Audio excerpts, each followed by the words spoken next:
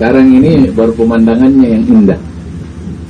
Baru indah pemandangannya dengan isinya kalau panen kita berhasil.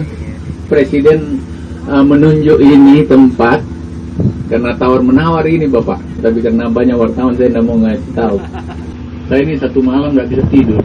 Karena nanti jam 10 malam baru saya tahu kalau nggak jadi. Nggak bisa tidur saya. Apa yang salah ini? Tentu ada alasannya kenapa Presiden tidak hadir atau belum hadir. Bukan itu yang penting bagi saya. Tertunda ini berarti ada yang Tuhan minta sama kita. Ini pesan-pesan alam bahwa masih ada yang perlu diperbaiki. Kemudian begini, kan tidak semua orang suka kita buat di sini. Kenapa nggak di tempat lain? Gitu Pak Bupati. Kenapa Pak Menteri buat di NTT? Apa alasan Pak Menteri? Bahkan mungkin saja di antara kita juga pasti ada yang tidak terlalu setuju kan? Ada alasannya begini. Kenapa cari di tempat yang tidak ada irigasinya? Maksimalkan di tempat lain. Bahkan sampai kemarin aku masih ditelepon, kenapa di situ? Saya bilang ini tempat ditunjuk karena menurut data, bukan menurut saya. Ini tempat yang paling rendah. Datanya lah, saya nggak mau bilang miskin lagi, enggak. Sumba Tengah itu kayak apa? Bapak akan senang kalau lihat itu Sumba Tengah. Saya bilang begitu. Saya kira kita jangan sia-siakan kepercayaan Presiden. Dan kemarin waktu terakhir saya ketemu beliau di istana juga tanya, Sumba Tengah bagaimana?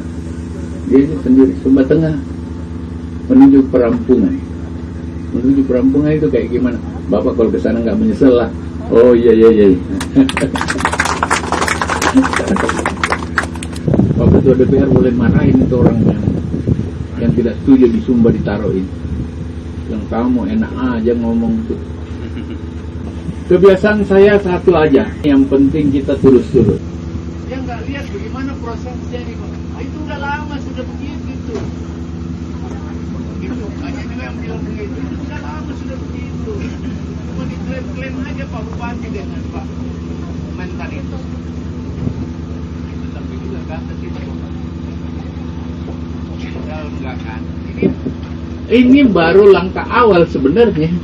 Hamparan begini Bapak, ada yang pasti kuning. Tapi berapa yang kuning itu? Yang kuning itu dipoto, dianggap ini gagal. Padahal dia enggak lau, ini 3.000 dan yang lain bagus. Yang sedikit itu kadang-kadang bikin persoalan kita yang sudah kerja setengah mati gitu. Bahkan ada orang yang bukan tanahnya, tidak ada tanahnya di situ, kecamatan lain. Itu yang pergi bicara kiri kanan bahwa tidak berhasil itu di sana. Padahal intinya dia juga mau sebelah sana. Kenapa kok nggak buat aja, nanti kita bantulah. Tentu tidak ada yang seperti membalik tangan gampang, nggak ada itu. Harus berproses. Biasa kita harus menangis-nangis dulu di lapangan. Tuhan juga yang memberi kita kelonggaran.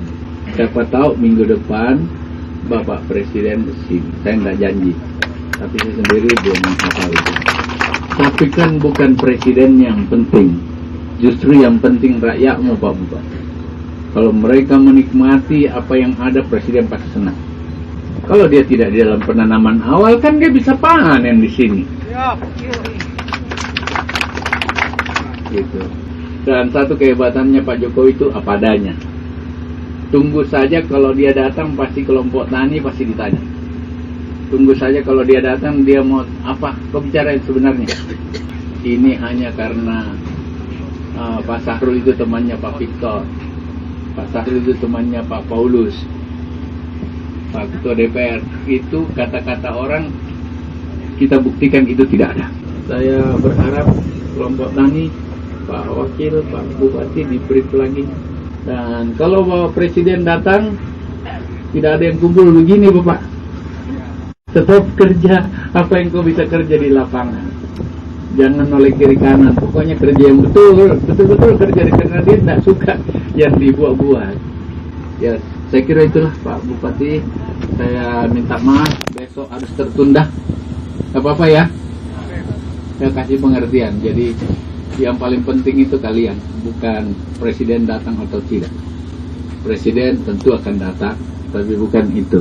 Perbaiki apa yang ada, kita betul-betul mempersiapkan minimal 2 kali tanam dalam 1 tahun. Saya backup ya. Terima kasih banyak. Sekian. Assalamualaikum warahmatullahi wabarakatuh.